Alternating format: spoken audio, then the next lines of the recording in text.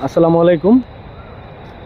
আমি আসলে কখনো অনলাইনে কথা বলি না, তো আজকে একটা কথা না বললে আর পারতেছি না। আজকে চৈত্রের বিশেষ সংক্রান্তির পরে আজকে পহেলা বৈশাখ শুরু হতে যাচ্ছে। তো সকলকে জানাই শুভ নববর্ষ 1432-এর শুভেচ্ছা। শুভ নববর্ষ। আজকে মানিক মিয়া অ্যাভিনিউতে সংসদ ভবনের সামনে শুভ নববর্ষ উপলক্ষে কনসার্টের আয়োজন করা হয়েছে। তো নাইট শোতে এমন কিছু জিনিস রিপ্রেজেন্ট করা হলো সবার সামনে। অ্যাজ এ একজন স্টুডেন্ট হিসেবে আমি দেখে আমার যেটা মনে হলো যে এখানে হচ্ছে পলিটিক্যাল স্পৃহা অবশ্যই তো চলতেছে। আসলে আমি এটা কি বলি, পলিটিক্স তো চলতেছে, সব কিছুতেই পলিটিক্স চলতেছে। তো হচ্ছে আপনার 36শে জুলাইটাকেও রিপ্রেজেন্ট করা হয়েছে এবং 1971 সালটাকেও রিপ্রেজেন্ট করা হয়েছে। বাট ইতিহাস সম্পূর্ণটাই 36শে জুলাই এর বেড়িবাদে যেগুলো আটকে আছে সেগুলো তো আপনারা জানেন, এগুলোই আসলে ফুটিয়ে তোলা হয়েছে।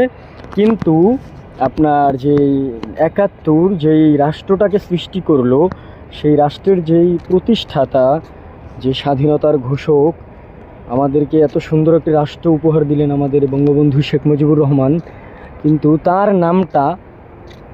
নামটা রাখে নাই বা তার ছবি দেয় নাই, তার কোনো দিল না। তবে তো ওই যে 71টা আনছে না, 1971 আমাদের সবার, এই সবার এইটা ঠিক আছে, এটা ভালো লাগছে আমার কাছে। সবার মাঝেই লুকিয়ে আছে বঙ্গবন্ধু। তো 1971টা যদি আমাদের সবার হয়, তাহলে বঙ্গবন্ধুও আমাদের, কারণ এই স্বাধীন রাষ্ট্রটা উনি আমাদেরকে দিয়ে গেছেন। এটা আপনারা ভালোভাবেই জানেন, আমি জানি, এটা আপনারা অস্বীকার করবেন না। কারণ যারা ইতিহাস জানে, দল যে যার যেটা ভালো লাগে সে পলিটিক্যাল লাইনে সেটা করতে পারে, বাট পার্সোনাল একটা বিবেক বলেও থাকে মানুষের।